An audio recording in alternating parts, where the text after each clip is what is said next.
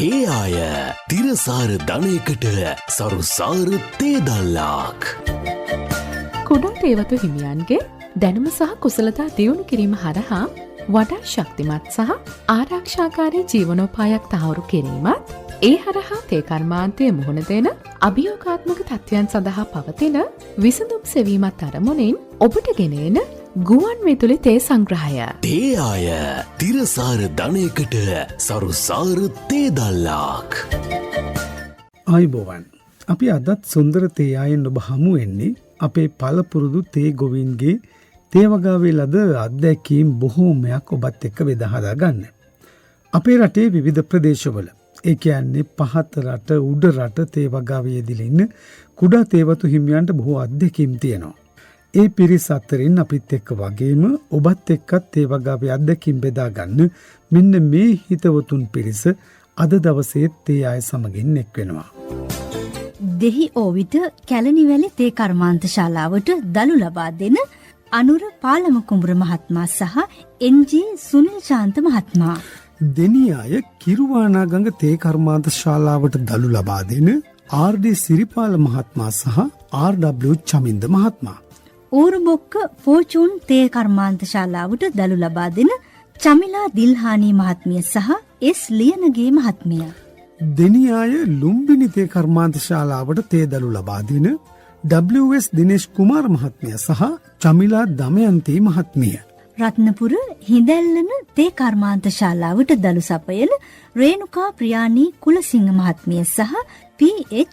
මොනිකා මහත්මිය සමගින් රත්නපුර අවිස්සාවේල්ල තේ කර්මාන්ත ශාලාවට දළු සපයන ආර්.ඒඩී. රාජපක්ෂ මහත්මිය සහ කේ.පී.සී. ඩයස් මහත්මයා. මේ සියලු දෙනාම තේවගාවේ වසර ගණනාවක අත්දැකීම් ඇති අය. තේවගා කරුවෙකු වීමට පෙර තේ කර්මාන්තයේ ආශ්‍රිත රැකියාවල පවා නිරත වී ඇති අය. ඉතින් අදත් තේ ආයේ අපේ හිතවතුන් පිරිසත් එක්ක කතා කරන්නේ පසුගිය සතියේත් අපි කතා බහ කළ තේ දළු නෙලීම ගැන. මොකද තේ දළු නෙලීම සාමාන්‍යයෙන් අවුරුදු පුරාම සිද්ධ වෙන දෙයක්. ඒ නිසාම තේ දළු නෙලීම ගැන තවත් බොහෝ දේවල් අපිට කතා කරන්න තියෙනවා. ඒ නිසා අපි අදත් තේ ආය තුලින් දළු නෙලීම ගැන අපේ කුඩා තේවතු හිමියන්ගේ අත්දැකීම් බෙදා හදා ගන්න බලාපොරොත්තු වුණේ. අද තේ ආයේ කතා බහ ආරම්භ කරන්නේ දෙහිඔවිට කැලණිවැලි තේ කර්මාන්ත ශාලාවට තේ දළු ලබා දෙන අනුර පාලම කුඹුර අයියා. සියලුම දෙනාට ආයුබෝවන්ද.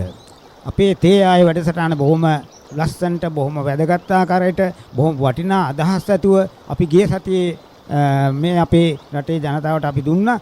ඒ වගේම අපේ පිරිස අද එකතු වෙලා ඉන්නවා. ඒ වගේම මේ සම්බන්ධව තවදුරටත් තේ වගාව සම්බන්ධව දළු කැඩීම, ඒ තියෙන අඩුපාඩු, ඒ වගේ දේවල් තමයි අපි අද කතා කරන්නේ. තේ වගාවේ Tamanට තියෙන සාර්ථක බොහෝමයක් අත්දැකීම් අපි තේ ආයෙන් බෙදා ගන්නවානේ. එනිසාමයි දෙනියායේ ලුම්බිනි තේ කර්මාන්ත ශාලාවට දළු ලබා දෙන අක්කත් ඉතාම වටින අත්දැකීම් කිහිපයක්ම තේ ආයේ අපේ හිතවතුන් සමග බෙදා හදා ගන්න එකතු වුණේ. ඔව් මහත්මයා, අපි තේ දළු නෙලීම අපි ක්‍රමානුකූලව කරගෙන යන්න ඕන. ඒ කියන්නේ අපේ වැරදි ක්‍රමත් අනුගමනය කරනවා. ඒ කියන්නේ අද දළු නෙළුවතින් අපි ආපහු සති 2ක් විතර තියලා තේ දළු නෙලනවා. ගස්වල දළු වැඩි වුණාට පස්සේ නෙලන වැඩිම ආර්ථික ලාභයක් ගන්න ඕන කියලා හිතලා. නමුත් ඒ ක්‍රමය සම්පූර්ණ වැරදි. තේ දළු දින 7න් 4 නෙලනකොට ගහේ දළු වලටත් හොඳ ගුණාත්මක භාවයක් ලැබෙනවා. ඒ වගේම අපිටත් ආර්ථික වශයෙන් ලොකු වාසියක් ගෙන දෙනවා. ඒ වගේම ගහේ දැන් දින 7න් 7ට දළු නෙලීම නොකර මාසයකට දින 2ක් වගේ සමහර අය තේ දළු නෙලනවා. ඒකෙන් වෙන්නේ ගහට හානියක්. ගහ අභාවයට යන්නත් ඒක ලොකුම හේතුවක් වෙනවා. ඒ නිසා අපි නිතරම බලන්න ඕන තේ දළු දින 7න් 7ට නෙලලා හොඳ දළු නිෂ්පාදනයක් අපේ රටට දායාද කරලා අපේ රටට හොඳ ආදායමක් ලබා දෙන්න. ඒ අක්කා කියපු එකත් හරි. දළු කැඩීමේදී ඇත්තරම කිලෝ ගාන දළු බර වැඩි කරගන්න කරන එකක් තමයි කිලෝ එකකට ගෙවන මුදල. ඒ දැන් දවසේ අත්තමකට අපි හිතමු රුපියල් 1500ක් වගේ ගෙවනවා නම් නමුත් ඊට වඩා ආදායමක් ගන්න දලු කිලෝ ගණන් වලට කඩනාය කරන්නේ කිලෝ ගන්න වැඩි කරගන්න මුළු ගහේ තියෙන පද්ධතියම මුළු අරිම්බු ටික ලොකු අරිම්බු ටික ඔක්කොම වටේ තියෙන දලු ටික ඔක්කොම කඩලා එතකොට මෝරච්ච දලු ටික ඒ සේරම ටික කඩලා ඒ දලු මල්ලට දාගෙන කිලෝ ගන්න දවසට කිලෝ 30ක් 40ක් කඩන අයත් අපි ඇත්තටම දන්නවා හරියට දලු කැඩුවොත් මුළු දවසම කැඩුවත් දලු කිලෝ 30කට 35කට සාමාන්‍යයෙන් යන්න පුළුවන් වෙන අය තමයි අපි දන්න විදියට ඊට වැඩිය 40 50 කඩන අයත් ඇත්තටම දලු නෙලන අය ඉන්නවා. ඉතින් ඒ මුළු ගහේ තියෙන සේරම ටික හූරගෙන අන්තිමට ඊළඟ මේ සතියේ දලු වැඩි වෙනවා. නමුත් ඒකෙන් ඇත්තටම ගොවියා නිෂ්පාදකයා එයා හිතනවා මට දලු හොඳයි මේ ඒ විදිහට කඩන එක හොඳයි. නමුත් ඊළඟ සතිය යනකොට දලු නැහැ. මොකද අර අරිම්පු ටික ඔක්කොම කඩාගෙන ඊට පස්සේ ඊළඟ සතියේ දලු නැහැ.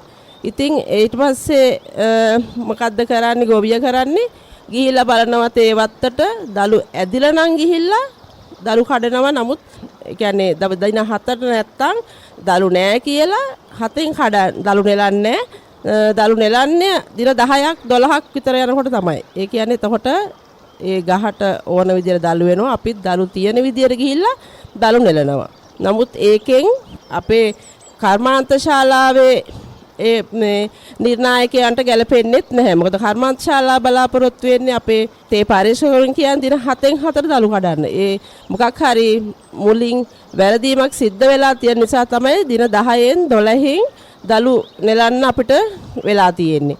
ඉතින් මේ ගැන නොසැලකිලිමත් භාවය නිසාම තමයි මේ දලු නෙලීමේ වැරදි සිද්ධ වෙන්නේ. චමිලක්කගේ අදහස තේ අය හැමෝම වගේ අනුමත කළා.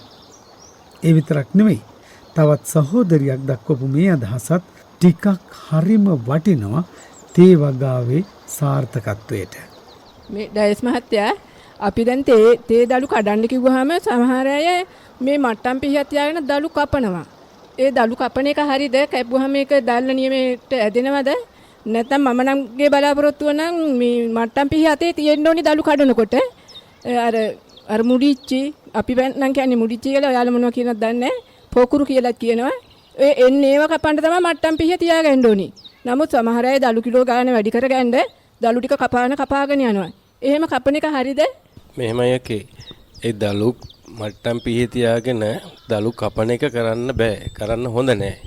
මොකද අපි දලු කපාගෙන ගියාම අපිට දලු කඩන එකයි කපන එකයි අතර වෙනස වෙන්නේ ඇඟිල්ලෙන් මිරිකලා මව් කොළ ටිකකින් කඩලා ගත්තාම ඒ කොළේ ඉක්මනට ඒ කඩාපු තැන තුවාලේ ඉක්මනට වේලෙන්න පටන් ගන්නවා. ඒ හින්දා තමයි අපේ ඊගාව අරිඹුව උඩට නගින්න ලෑස්ති වෙන්නේ. හැබැයි කැපුවාම අපි මේ බලාපොරොත්තු වෙන දේ වෙන්නේ නැතුව යනවා. ඊට පස්සෙම දැන් ඔය අකල කිව්වා කාමකරු ප්‍රශ්නය ශ්‍රමික ප්‍රශ්නය නිසා සතියෙන් සතිය ඈතට දලු රවුම යනවා කියලා.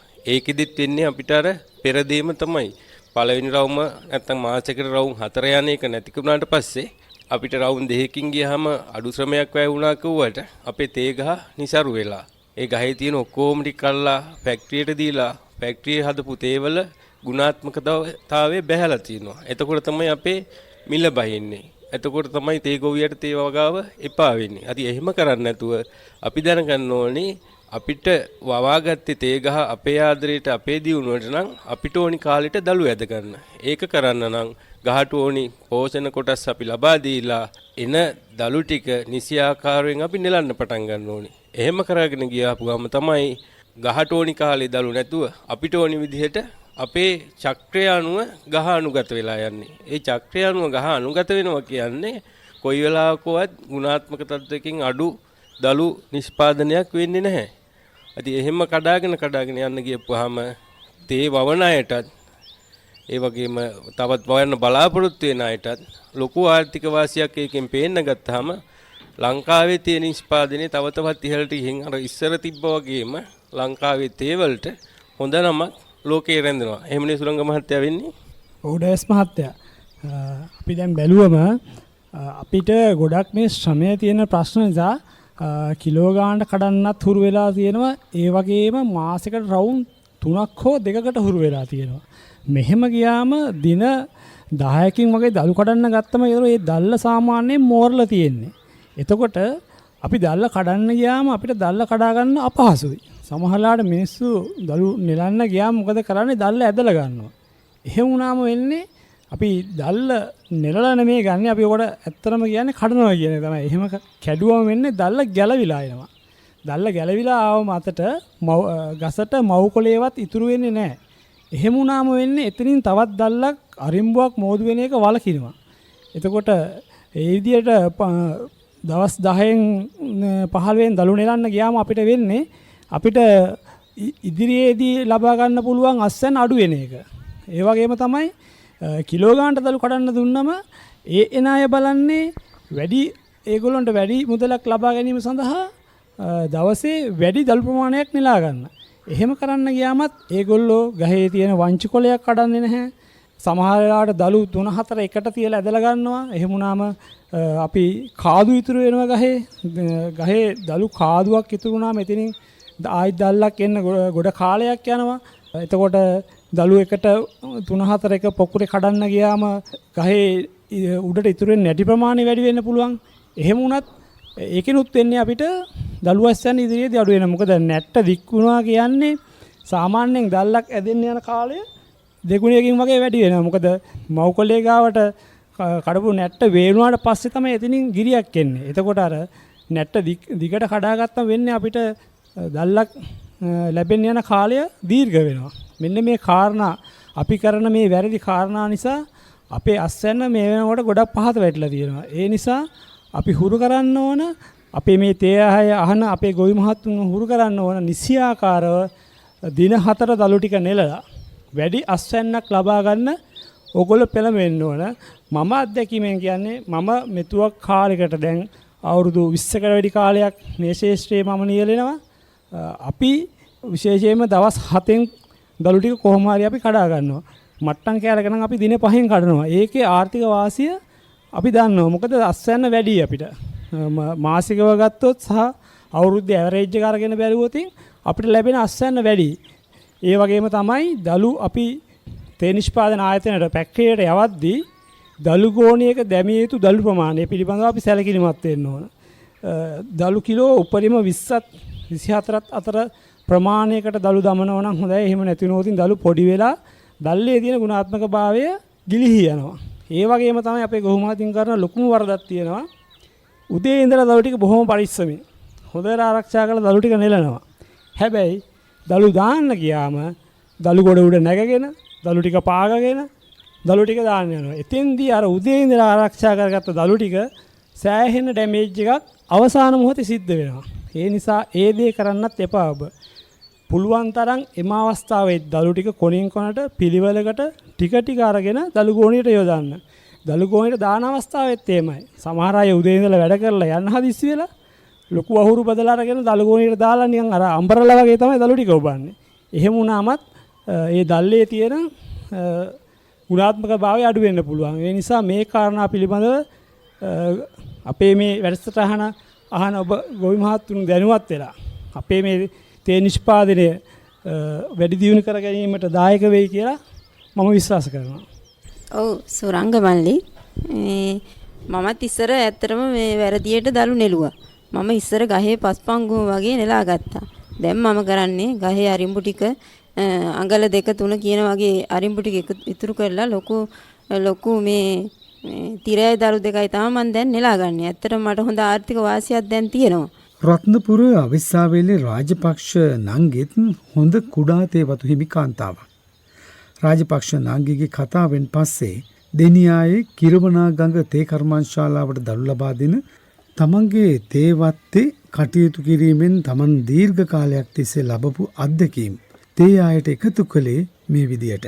ඊටසෙම්ම අපි මේ තේ කර්මාන්තයේ ඉදලා ඉන්න අය හැටියට අපිට මේ ලංකාවේ තේ වගාවෙන් තමයි සතිපතා ආදායම් ලැබෙන්නේ. දැන් රැකී ආරක්ෂා කරන උදවියට මාසපතා ආදායම් ලැබෙනවා. නමුත් තේ වගාවෙන් සතිපතා ආදායම් අපිට ලැබෙනවා. ඒ කියන්නේ හැම සතියකට වරක්ම අපිට තේ නිෂ්පාදනයක් කර තේ ගස්ෙන් තේ දළු නෙලීම නිෂ්පාදනය කරගන්න පුළුවන්. ඉතින් ලංකාවේ වගා කරන වගාවන් අතරින් එකම වගාව තමයි තේ වගාව සතිපතා ආදායම් ලැබෙනවා. මීට වසර ගණනාවකට දශක කීපයකට පෙර ආතෝ තිබුණු තත්ත්වෙ නෙමෙයි අද දා වෙලා තියෙන තේ වගාවට ශ්‍රමිකයන්ගේ ඒගයක් තියෙනවා. ඉතින් ඒ අනුව කටයුතු කිරීමේදී විවිධ උපාය ක්‍රම මාර්ග උපයෝගී කරගෙන තමයි මේ තේ වගාව පවත්වාගෙන යන්නේ. අපි කොහොම නමුත් අපේ තේ වගාවෙන් හොඳ අස්වැන්නක් ලබා ගන්න අපි ඉදිරියටත් කටයුතු කරන්න ඕන. ඒ සඳහා අපේ සියලුම තේගොවි මහතුන් උනන්දුවෙන් කටයුතු කරන තැයි කියලා අපි බලාපොරොත්තු වෙනවා. මම කාන්තාවක් හැටියට මගේ තේ වත්තේ මගේ දළු හරියට නෙලාගෙන ඒ වගේම තව ඉන්න කාන්තාවෝ එක්ක මගේ දළු කඩනවා. මේ ඒවා කඩලා ඉති විදිහට මේ කල්ලා මේ දළු මහතුන්ට බාර දීලා මගේ දරුවන් හදාගෙන පාසල් යවාගෙන මගේ තියෙන ඉලක්කය කරා මම කොහොම හරි මගේ ළමයින්ට උගන්වලා ඒ විදිහට ඒ ළමයි ඒ යන මගට එක්කන් ගිහිල්ලා මේ මගේ ජීවනෝපාය ඒ විදිහටම හදාගෙන ගෙදර පවුලේ බරක් නැතුව ඒ විදිහට ජීවත් වෙන්න මම මේ තේ දරු නෙලාගෙන තව කුලියේ වැඩත් ඒවත් කරගෙන ඒව කරගෙන යනවා. ඒ අතරේ දරුවන්ගේ වැඩ කටයුතු කරගෙන ගෙදර තියෙන සියලුම දේවලුක් කරගෙන ඒ විදිහට වැඩ කරගෙන හොඳින් වැඩ ටික කරගෙන යනවා.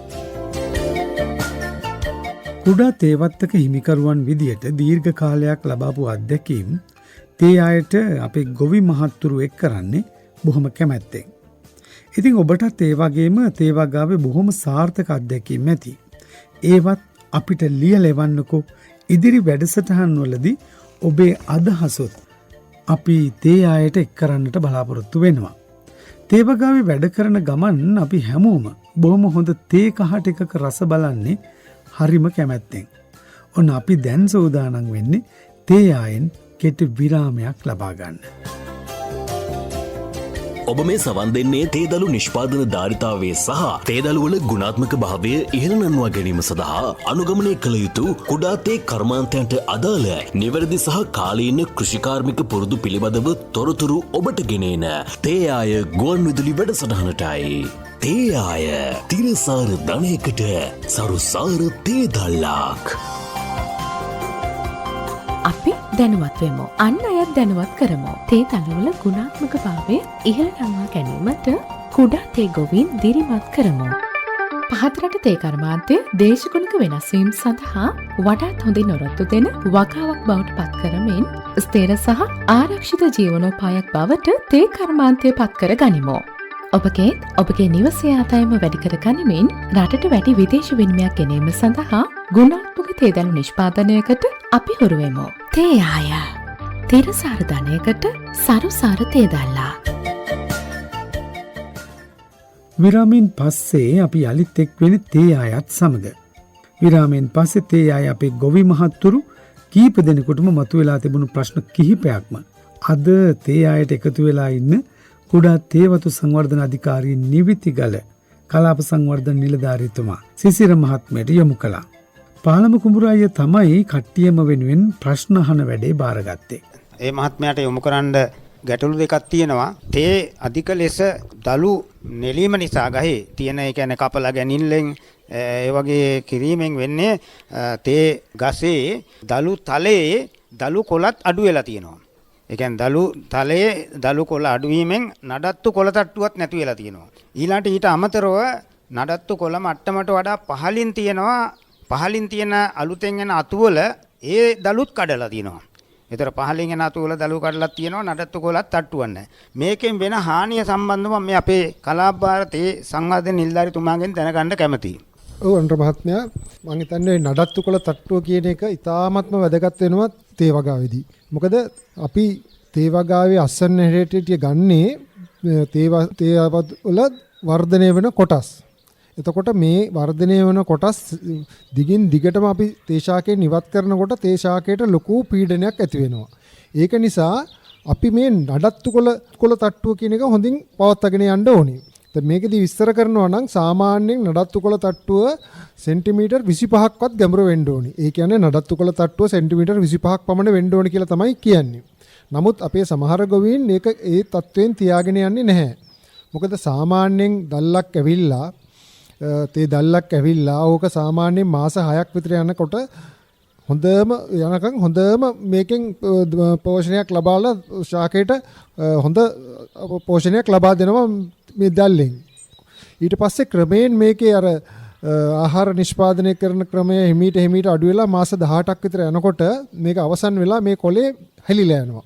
එතකොට මේ තැන ගන්න අලුත් කොළ තට්ටුවක් තියෙන්න ඕනි. අන්නේ කොළ තට්ටුව තබා ගැනීම තමයි අපි මේ නඩත්තු කොළ තට්ටුවක් පවත්වාගෙන යනවා කියන්නේ. එතකොට මේක කරන අවස්ථා කීපයක් තියෙනවා. මොකද අපි දලු නෙලනකොට සමහර අවස්ථා තියෙනවා එක් කාලයකදී කොලයක් ඉතුරු කරලා දලු නෙලන්න ඕනේ. මව් කොලයට ඉතුරු කරලා. සමහර කාලවලදී මව් කොලයටම දලු නෙලන්න ඕනේ. හරි? ඒ වගේම තව කාරණයක් තියෙනවා විශේෂයෙන් කියන්නේ අපි දලු නෙලනකොට මෙතනදී සාකච්ඡා වුණා මේ දලු කපනවා, දලු පිහියෙන් කපනවා, දලු කඩනවා ඒ වගේ. එතකොට මෙතනදී තවත් කතා වුණා දවස් 10ට යනවා, දවස් 15ට යනවා, මාසයකට දෙපාරක් කඩනවා. එහෙම කියලා එකක් නෑ තේ වගාවේ. තේ වගාවේ අපි මම මේ කිව්ව කාරණා පහ ඇතුළත තමයි දලු රවුම තියෙන්න ඕනේ. එතකොට ওই පිහියෙන් කපනවා කියන කතාව එන්නේ මේ කාලවලදී හෝ මේ නියමිත පරිදි දලු නෙලීම නොකරන නිසා දලු මෝරනවා. දලු මේරුවට පස්සේ අතින් කඩන්න බෑ. අන්නේ අවස්ථාවේ තමයි පිහිය භාවිතා කරන්නේ. ඒක නිසා දින 7න් හෝ දින 5න් දලු කඩනවා නම් කිසිම ගැටලුවක් නැහැ. පිහිය භාවිතා කරන්න අවශ්‍යම වෙන්නේ නැහැ තේ වගාවේදී. තව ප්‍රශ්නයක් තියෙන තේ මහත්තයෝ. මෝරලා කැඩුවම ගොවියට නේද අවාසි. දල්ලේ බර තියෙන්නේ ලාමින් කැඩුවම. මෝරලා කැඩුවම දල්ලේ බර අඩුයි. මෝරලා කැඩුවහන් දල්ලේ බර අඩු යගේම මෝරලා කඩලා යවන දලු වලින් හන්දර නිෂ්පාදනය කරන තේවල ගුණාත්මය අඩු නිසා මිල ගොඩාක් අඩු වෙනවා. දැන් අපිට වෙලා තියෙන එකම කාරණේ ඕක තමයි මිල අඩු වෙන්න විශාල බලපෑමක් ඇති කරලා තියෙන්නේ ඔය මෝරපු කොළ වලින් තේ නිෂ්පාදනය කිරීම. එතකොට සාමාන්‍යයෙන් අපි දින 5න් 7න් කඩනවා නම් දලු ඉක්මනින් එනවා. මේ දින 5න් 7න් කඩන දලු වලින් නිෂ්පාදනය කරන තේ හොඳ ගුණාත්මයක් තියෙනවා. එතකොට වැඩි වටිනාකමක් තියෙනවා. එතකොට ඉහළ මිලවල් වලට අපිට විදේශ රටවලට මේවා වෙළඳපොළට දාන්න පුළුවන් විදේශ රටවල. නමුත් මෝරපු කොළත් එක්ක කැඩුවත් වෙන්නේ මේකේ අර අපි ස්වීපින් කියලා කියනවනේ අර ඉතුරු වෙන කෑලි ටිකක් තියෙනවනේ දුඹුරු පාට කෑලි. එතකොට ඒ වගේ ඒවා වැඩියෙන් ඇති වෙනවා. ඒ කියන්නේ කෙඳි වර්ග වැඩියෙන් ඇති වෙනවා. එතකොට මේවයි මිල අඩු වෙනවා. ඉතින් හොඳම රසම තේගක් නිෂ්පාදනය කරගන්න දලු තමයි තියෙන්න ඕනේ. ඒ කියන්නේ සාමාන්‍යයෙන් අපි කියන්නේ දල්ලයි නොමෙරු කොළ දෙක හෝ තුනට යන්න පුළුවන්. ඊට වැඩි වුණොත් වෙන්නේ අපි නිෂ්පාදනය කරන නිෂ්පාදිත තේවල රසය, ගුණය, පාට, වර්ණය, පාට, සුවඳ ඒ වගේ දේවල් ගොඩක් අඩු වෙනවා. එතකොට ඒකේ මිල අඩු වෙනවා. ඉතින් අර සමහර ගොවීන් අර මෝරපු කොළ යවුවට වැඩක් නැහැ. අනිත් පැත්තෙන් කර්මාන්ත ශාලාවෙම මිල බහිනවා. දැන් ওই ගස්වල පොකුරු තියෙනවනේ. ඒ පොකුරු පිහියෙන් කපන එකද හරි අතින් කඩන එකද? දැන් මහත්තයා කිව්වනේ පිහිය නම් අවශ්‍යම නැහැ කියලා දලු කඩන්න. ඉතින් අපි නම් ඇත්තෙන් මට්ටම් පිහියක් තියාගන්නවා. මොකද ඒ පොකුරු එහෙම කපන්න. එතකොට පිහියෙන් කපන එකද හරි අතින් කඩන එකද? දලු කඩන්න ඕනේ අතින්. පොකුරු කියන්නේ දලු නෙමෙයි. පොකුරු ඉවත් කරනවා කියන්නේ එක කාරණයක්. දලු කඩනවා කියන්නේ තව කාරණයක්. දලු කඩනවා කියන එක අපි අනිවාර්යයෙන්ම අතින්ම සිදු කරන්න ඕනේ. අපි දලු කඩලා තමයි දලු නෙලලා තමයි අපි අපේ මේ මල්ලට දාගන්න ඕනේ. පොකුරු ඉවත් කරනවා කියන්නේ මෙහෙම දලු කඩනකොට සමහර තැන්වල එකතු වෙනවා අර නැටි එහෙම ඉතුරු වෙලා පොකුරු පොකුටු හැදෙනවා. මුඩිචිත් කියලා අපි ඒකට කියනවා. මේක අපිට අතින් කඩන්න බෑ. ඒක හයියයි. අපි කාලයක් තිස්සේ දලු කඩනකොට ඒ මුඩිචි අයින් කරන්න ඕනේ. අපිට පුළුවන් මේක දලු කඩන අවස්ථාවේදීම පිහියක් තියාගෙන ඒක අයින් කරන්න. ඒක නිසා තමයි ඉස්සර මං හිතන්නේ සේවය කරපු ඒ වතුවල සේවිකාවන් හැම වෙලේම මේ පිහියක් ඉනේ එල්ලගෙන යන්නේ දලු කඩන්න නෙමෙයි ඒක එල්ලන් යන්නේ. අර වගේ පොකුරක් තිබ්බොත් කපලා ඉවත් කරන්න. නමුත් දැන් අපි කරන්නේ පිහිය අරන් ගිහලා දලු ටිකයි පොකුරු ටිකයි ඔක්කොම කපන්නේ පිහියෙන්. ඒක වැරදි. අපි දලු කඩන්න ඕනි අතින් පොකුරු ඉවත් කරන්න ඕනි පිහියෙන් කපලා. සමහර වෙලාවට මේක දලු කඩන අවස්ථාවේ කරන්න බැරි වුණත් පොකුරු ඉවත් කරන එක අපි පස්සේ දවසක හෝ වෙනත් දිනයක මේක අනිවාර්යෙන් ඉවත් කරන්න ඕනි. ඒක පොකුරු ඉවත් කළොත් තමයි අලුතෙන් දලු රාශියක් එන්නේ. තේයයි සිසිල මහත්තයාගේ අදහස් දැක්වීමෙන් පස්සේ ඊටාම වැදගත් අදහස් ටිකක් ඉදිරිපත් කළේ තේයයි අපේ ඩයස් මහත්තයා. තේ ගොවියෝ හැමෝටම ඒ අදහස් ටික නම් ගොඩක්ම වටිනවා. දැන් අපි තේ අයත් එක්ක එකතු වෙලා ඉන්නේ අපේ සියලුම සහෝදර සහෝදරියන්ට අපි දැනුවත් කිරීමක් කරන්න වෙලා තියෙනවා. අපි ආසාවට තේවවල අපි දියුණු වෙන්න උත්සාහ කරලා අර අපි ඉස්සෙල්ලා සඳහන් කරානේ වැඩි අස්වැන්නක් කඩලා දෙන්න මාසෙට රවුන්ඩ් දෙකක් කඩලා ෆැක්ටරියට දුන්නා මල් ලොකු ලාභයක් ඉපයුවා කියලා ගෙදර අමුතු සතුටක් ලැබුණා කියලා. ඒ සතුට අපි විසින්න කපාගත්ත වලක් වෙනවා. ඒක වෙන්නේ අපි සති 4ක් කඩන්න තියෙන දළු ටික සති 2කින් ෆැක්ටරියට යවුවාම ෆැක්ටරියෙන් තේ දළු ටික අඹරලා නිෂ්පාදනය කරන තේ දළු වල ගුණාත්මක තත්ත්වය පල්ලෙහ යනවා. ඒ පල්ලෙහ ගියාට පස්සේ රිෆියුස් ටී කියලා කොටසක් අර කෙන්දි දඬු ෆැක්ටරියෙන් එළියට දානවා. ඊට පස්සේ ඒ ෆැක්ටරිය දළු කිලෝ 100ක් අඹරලා නිමිතේ හැටියට එළියට ගන්න පුළුවන් වෙන්නේ කිලෝ 21යි භාගයයි. ඒ 21යි භාගෙන් පල්ලෙහාට යන්න අපිට ලැබෙන මිල අඩු වෙන්න පටන් ගන්නවා. අපනයිනේදී බාලතේ ගියපුවාම ෆැක්ටරිය පාඩු ලබනවා. ඒ පාඩු ලබාගෙන යනකොට අපෙන් වැඩි මිලට අමුතේ දළු කිලෝ එකක් ගත්ත ෆැක්ටරියට කරගෙන යන්න බැරි වෙනවා. එතකොට මිල පල්ලෙහාට යනවා. එතකොට අපි ආසාවෙන් වවලා තේ අපි උකටලී වෙන්න පටන් ගන්නවා මේ තේ වැවිල්ල වැඩක් නැහැ කියලා. ඒකට මුල්ම හේතුව යොදලා දුන්නෙත් අපිම තමයි. අපි නිසියාකාරයෙන් දළු ටික නෙළුවේ නැහැ. නිසියාකාරයෙන් අසුරුම් කළේ නැහැ. නිසියාකාරයෙන් ප්‍රවාහණය කළේ නැහැ. මේ හැම එකේම අවසාන ප්‍රතිඵලය අපිට දළු මිල පල්ලෙහා වැටුණා කියලා අපේ හිත නොසතුටටපත් වෙන එක. ඒ නිසා අපි සතුටින් ඉන්න නම් ඉතාමත් හොඳ දළු ටිකක් ෆැක්ටරියට දීලා අර කිලෝ 100න් අඹරලා ගන්න 21කමාර නිමිතේ හැටියට එළියට දාන්න ෆැක්ටරියට ශක්තියක් වුණොත් තමයි අපිට බොහොම සතුටින් මේ ගමන යන්න පුළුවන් වෙන්නේ. රත්නපුර අවිස්සාවේල්ලේ ඩයස් මහත්තයාගේ වටිනා අදහස් සමගින්ම අපි අද තේ ආයෙන් සමුගන්නවා. තේ ආය පිළිබඳව වගේම තේ වගාවේ ඔබට තිබෙන අත්දැකීමුත් අපිට ලියා එවන්න. අපි ඔබේ අත්දැකීමත් ඉදිරි තේ ආය වැඩසටහන් වලින් බෙදා හදා ගන්නට බලාපොරොත්තු වෙනවා. අපි ඔබට කිව්වනේ පහුගිය සතියේ සැප්තැම්බර් මාසේ ජයග්‍රාහකයා කවුද කියලා අද දවසේ ඔබට කියන වගේ. ඉතින් අපි දැන් සූදානම් වෙන්නේ පහුගිය සැප්තැම්බර් මාසේ අපේ සියලුම තේ ආය වැඩසටහන් ශ්‍රවණය කරලා පිළිතුරු යොමු කරපු ජයග්‍රාහකයා කවුද කියලා කියන්නට සූදානම් වෙන්නේ. MHW මොනිකා ශිරෝමණී අංක 256 ඉද්දමල්ගොඩ ගැට 70. MHW මොනිකා ශිරෝමණී අංක 256 ඉද්දමල්ගොඩ ගැට 70. ඔබයි තේ ආයේ වැඩසටහන් මාලාව තුළ පළමු ජයග්‍රාහකාව බවට පත්වන්නේ. අපි හැම දෙනාම ඔබට සුබ පැතුම් කරනවා. ඉතින් අද දවසේ පටන් ඔබට මේ ඔක්තෝබර් මාසයේ විකාශය වන වැඩසටහන් ශ්‍රවණය කිරීමෙනුත් ජයග්‍රාහකයෙක් හෝ ජයග්‍රාහිකාවක් බවට පත්වෙන්නට පුළුවන්කම තිබෙනවා. අපි අද දවසේ ඔබෙන් විමසන පැනය වඩාත් ගුණාත්මක තේ දළු නෙලීමක් පිළිබඳවයි අපි අද දවසේදීත් ඔබ හා තේ ආය තුලින් සාකච්ඡා කළේ. අපි ඔබෙන් විමසන්නට කැමතියි. තේ දළු නෙලීමේ ප්‍රධාන ක්‍රමවේද 3 කුමක්ද කියලයි ඔබෙන් අහන්නේ.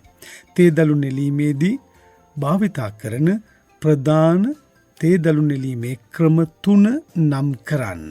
මෙම පැනයට පිළිතුරු සමගින් තේ ආයි වැඩසටහන ගැන ඔබගේ අදහස් ප්‍රතිශාන වගේම තේ දළු කර්මාන්තය ගැන ඔබට තිබෙන ගැටලු මෙම අංකයට ඇමතුමක් ලබා දී හෝ WhatsApp පණිවිඩයක් ලෙස යොමු කරන්න. 077 ලියන්න මේ ලිපිනයට. නිෂ්පාදක තේ ආය අංක 4 4වන හරස්පාර වල්පල මාතර. නිෂ්පාදක තේ ආය අංක 4 4වන හරස්පාර වල්පල මාතර. තේ ආය Facebook පිටුව සහ Farmers Voice Radio SL YouTube නාලිකාව සමග සම්බන්ධ වන්න. ඉතින් අද තේ ආයෙන් අපි සමුගෙන යන්නට සූදානම් වෙන්නේ. තේ ආය අද දවසේ නිමාවට පත් වෙන මොහොතේ අපි ඔබට සිහිපත් කරනවා එළඹෙන අඟහරුවාදා දවසේත් පස්වරු 5ට ඔබට පුළුවන්කම තිබෙනවා තේ ආය අද වැඩසටහනට නැවත සවන් දෙන්නට. අපි එළඹෙන සෙනසුරාදා දවසේ තවත් අලුත් තේ ආය වැඩසටහනක් සමගින් ඔබ හා එක්වන්නට බලාපොරොත්තු වෙනවා. අපි අද තේ ආයෙන් ඔබේ නිවහනෙන් සමුගෙන යනවා. තේ ආය Farmers Voice Radio වැඩසටහන් ආකෘතියේ හිමිකාරීත්වය සහ මඟ පෙන්වීම ලෝනායන් ෆවුන්ඩේෂන් සංවිධානය. ට්වයිනින් ආයතනයේ අනුග්‍රහයෙන් තේ ආය ක්‍රිසලිස් ආයතනයේ ඉදිරිපත් කිරීමක්.